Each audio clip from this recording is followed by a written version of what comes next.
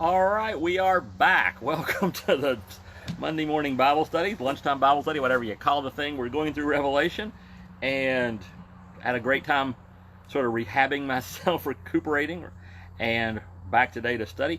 And we're going to go something a little different. Got to get in the sun. Because we've been talking about the book of Revelation. We're working our way through it. We're talking about it a lot in generalities. But I'm sure there are people who are watching and have been following who are waiting for me to start digging into some things. Like, okay, is this when we get the RFID chips? Is this where the Antichrist gets his number? And there's a reason I'm not going to dig into most of that stuff. There's a reason I'm not going to try to identify people. I'm not going to try to identify eras. I'm not going to say this happens and this happens. And there's a big reason for it. And today I want to talk about the four primary views that people have about the book of Revelation and end times in general. There are four primary theories people have, and we'll talk about those. And then we'll talk about why I don't have one of those theories. Okay, so let's start out and let's talk about the four theories of the book of Revelation and end times. How do people view it? And to do that, you got to look at four concepts, four things that are, according to the Bible, that are going to happen. Okay, and the different views come about as people try to link when and in what order these four things happen. Now, the most famous one, well, I don't know if the most famous. One of the most famous is, of course, the tribulation. That's when all the bad stuff happens. Every time things start going bad here, you'll hear people talking about, oh, we're in the tribulation. Tribulation is starting. We're in tribulation. Okay, and for this one, this is one of those also where there's a small t tribulation. Tribulation is just bad stuff happening. There's big T tribulation, which is the tribulation that is setting up for the actual end of time.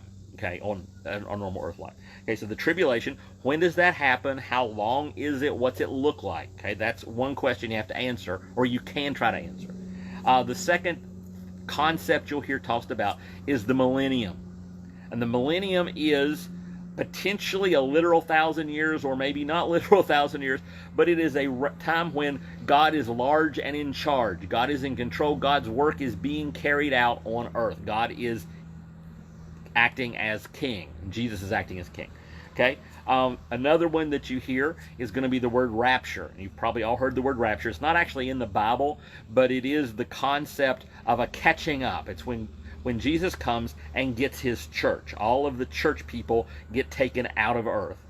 And then there is, for some of the views, a fourth event, which is Jesus' physical return. When Jesus actually comes down and sets up shop on earth. Okay, so some people separate the rapture from the physical return. And so you take those four pieces, the tribulation, the millennium, the rapture, and Jesus' physical return, and you mix and match those based on how you interpret the book of Revelation, the book of Daniel, some stuff in Thessalonians, some stuff in 2 Peter, some stuff in a few other places, some stuff Jesus said, some stuff Paul said, and you put all together and you come up with four primary views that have been prominent throughout the history of the church.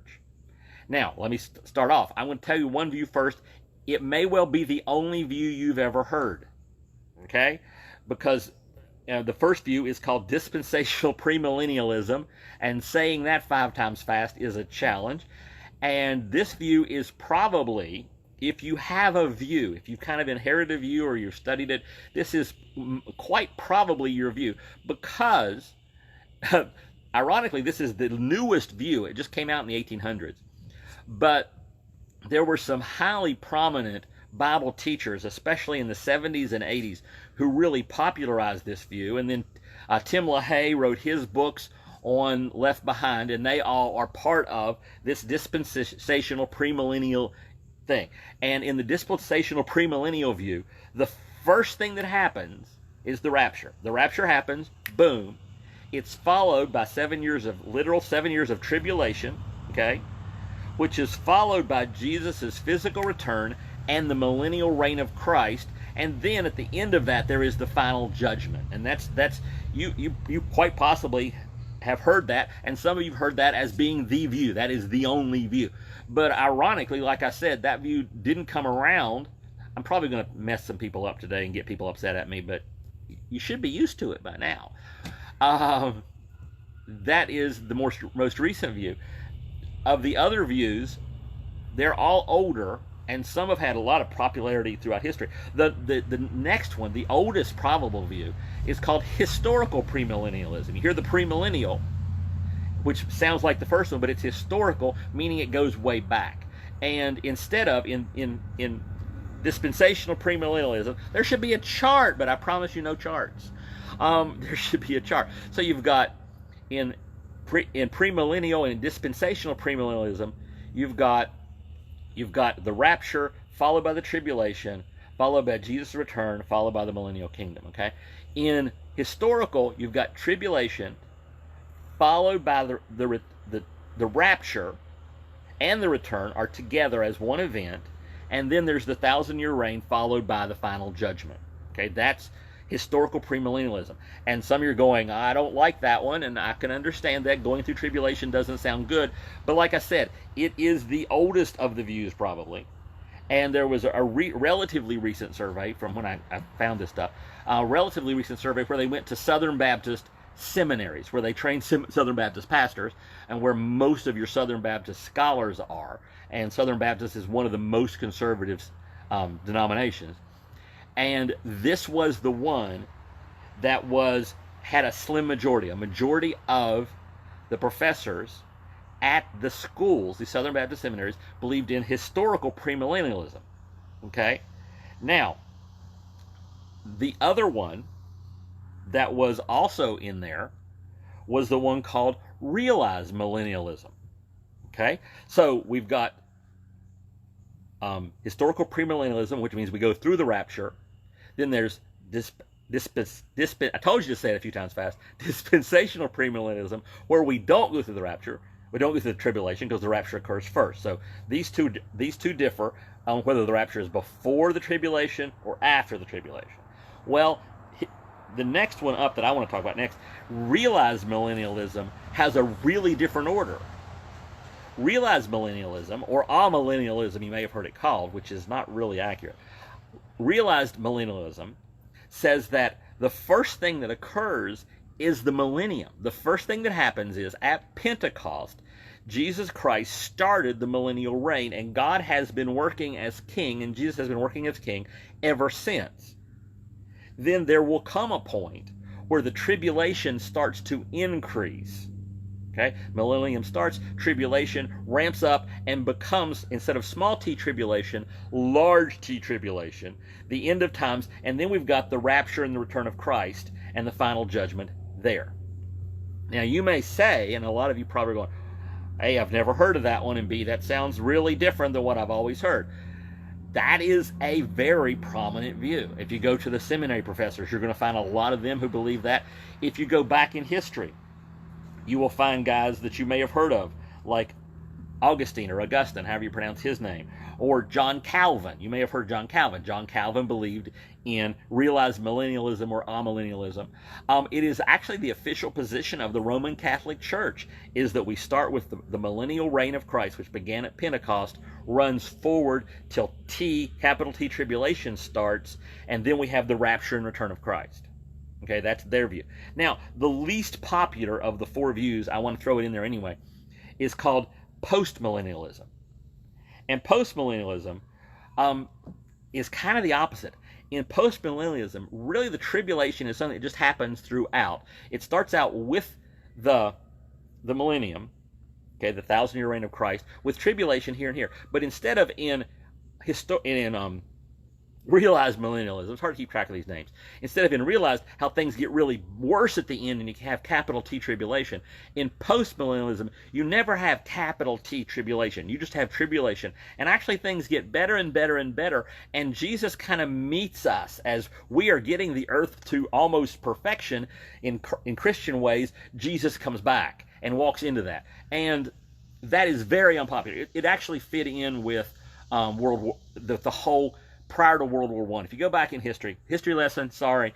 If you go back in history to the late 1800s, there was this incredible optimism that we were solving all the problems, that everything was just, I believe the phrase was, in every day, in every way, things are getting better and better. And they believed that right up until World War I. And World War I was the giant pin in that balloon. And afterwards, the whole concept that we're just going to make things better and better and better, and then Jesus is going to come back after we've basically done all the work. And that one kind of died. But if you go back and look, you'll see some guys that you may have heard of. Where's my list of names at? Jonathan Edwards, B.B. Warfield, Charles Hodge, all these people believed that things were going to get better until Jesus came back. And recently, a guy named R.C. Sproul, who you may have heard of, who died about 2 years ago, was a very prominent conservative theologian of the past 50 years. He believed it. But it's very rare, because most people look at the world and go, it ain't getting better and better. But anyway, so those are your four views.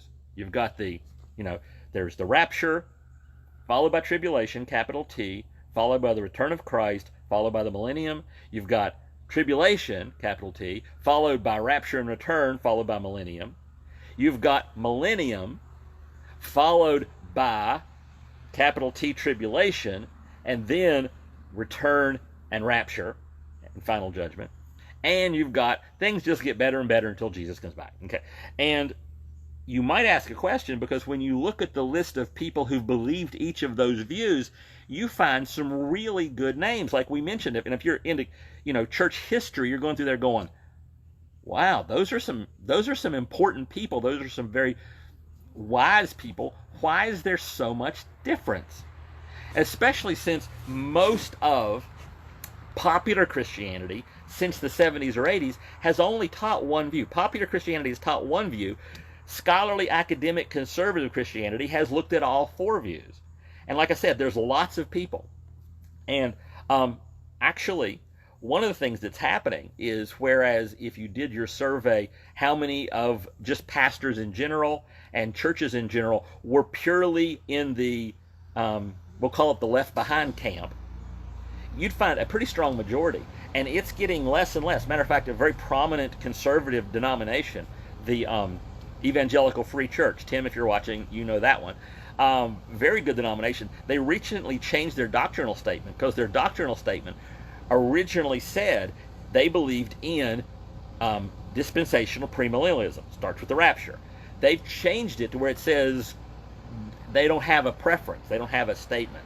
I was talking with a guy who worked in a mission agency recently, and they wanted me to sign a statement so I could, for a missionary, somebody wanted to be a missionary. And I read the statement, and I'm like, it says here very strongly, there were about 3 things I disagreed with, and this was one of the minor ones. It says, this says very strongly, I need to be a pre-mill, pre-trib is how we tend to say it, shorthand, for pre-tribulational dispensationalism. And I said, I'm not strongly anything. And he goes, that's okay, we're not really that strong on it ourselves anymore. So there's a transition happening. And the question is, why? Why are there these very different views on the order of these 4 events that everybody seems to think are going to happen? Okay, they all think Jesus is coming back. They all think there's going to be a rapture. There's all going to be a millennium, or there is a millennium, and they're all believing tribulation. Why is there a difference in how we order it? Okay, well, here's what happens.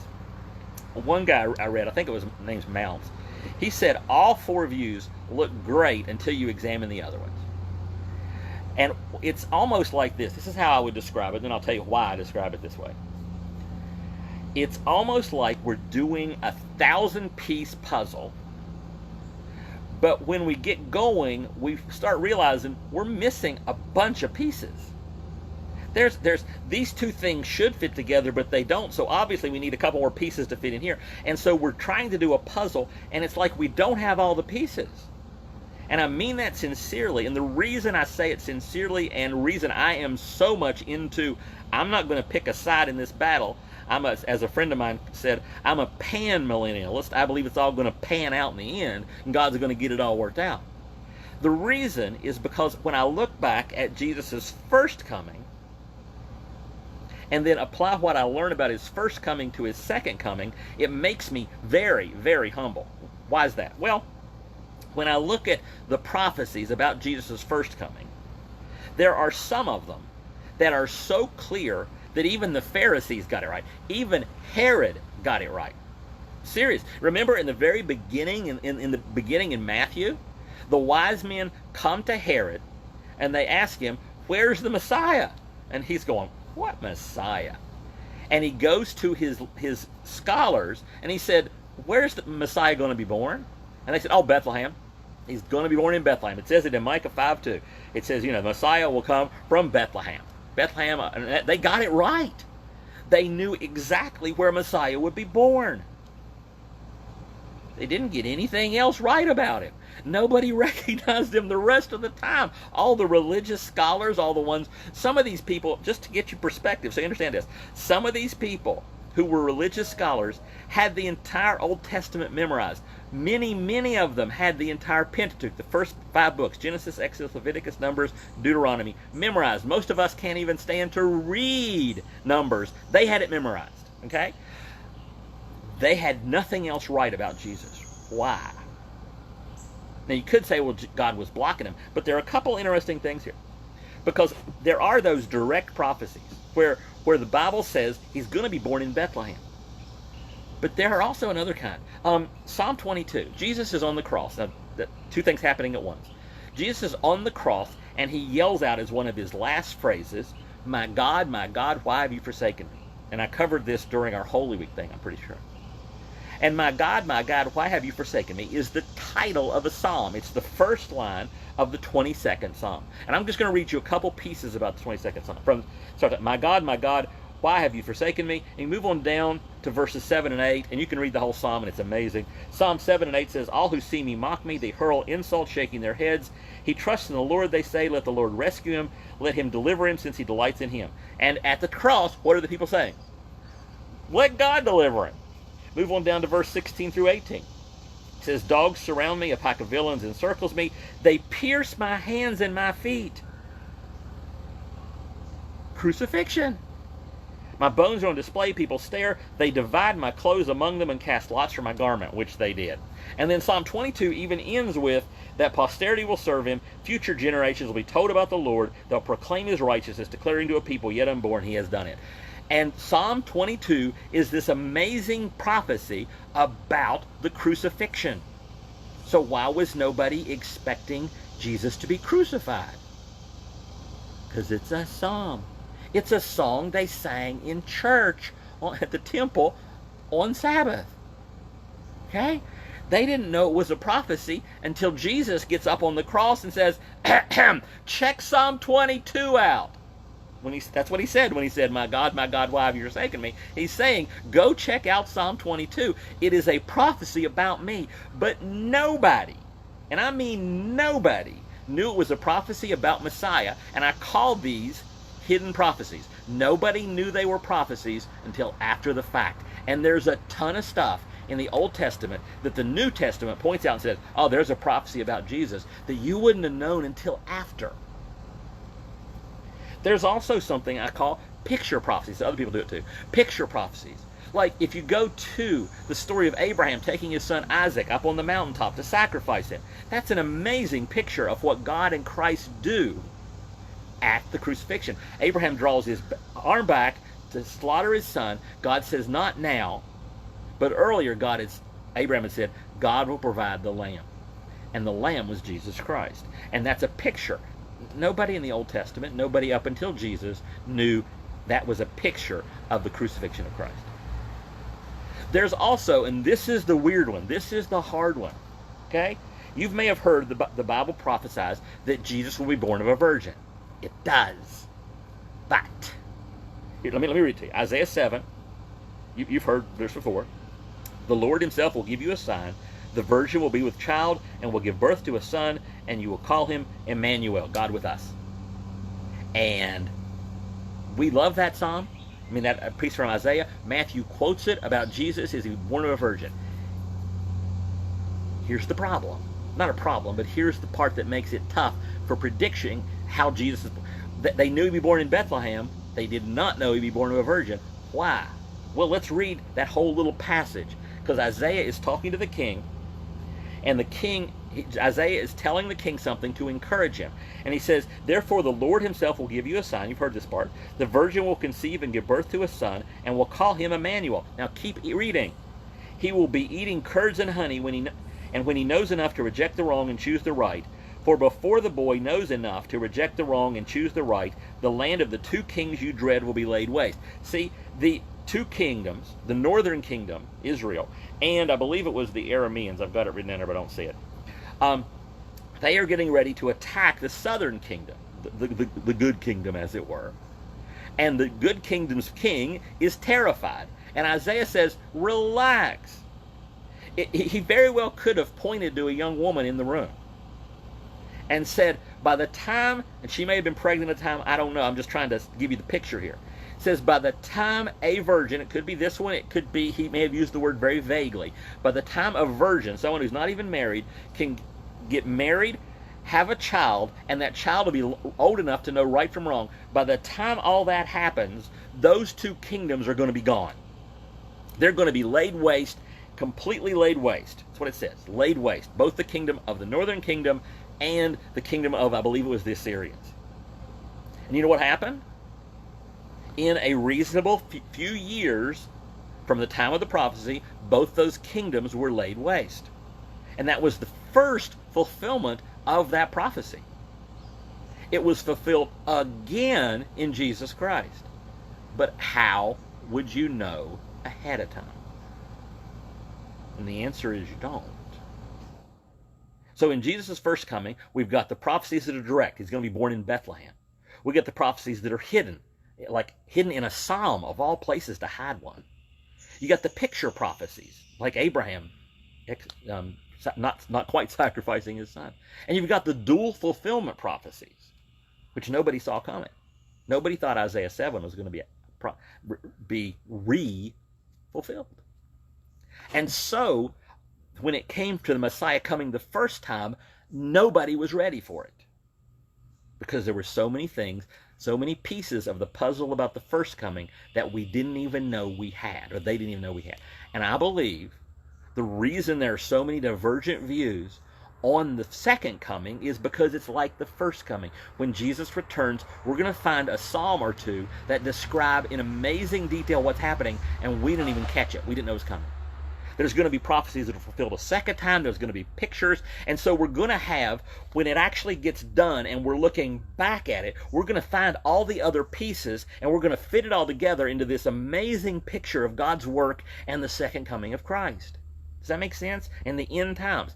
And so I believe in humility when it comes to that, because I believe his first coming tells us an awful lot about his second coming. Okay? And by the way, that fits what Jesus says. And I do this a lot. If you're around me very long, you're going to hear me say this. Because in Acts 1, I won't tell the story, but I won't read it to you, but Jesus is walking along in Acts 1 and verse 7, and the disciples are like, oh, when's the kingdom coming? Tell us about the end times. And I have to read this verse. And he says to them, when they say, tell us about end times, he says, it's not for you to know the times or dates the Father has set by his own authority. It's not your business. It's not your job. Verse 8 tells us our job. But you will receive power when the Holy Spirit comes on you, and you will be my witnesses in Jerusalem and in all Judea and Samaria and to the ends of the earth. So a reason I'm not going to spend any time on charts and telling you how this is going to play out is A, I don't know, and B, Jesus said, don't bother with that. Okay? You do my work until I come. And by the way, that's supported. There's interesting things throughout the Bible that tell us that we're not supposed to know when he's coming back, not even close. Okay? If you go to Paul